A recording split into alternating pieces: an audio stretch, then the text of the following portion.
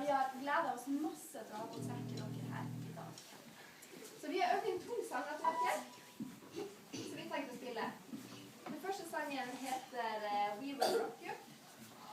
Og hvis dere kan den, så må dere hjelpe oss å synge med på verset.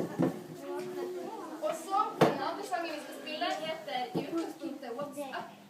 Men så har vi lagd en tekst til Bjerkaker SFO. Den er liksom spesialutgave av den sangen.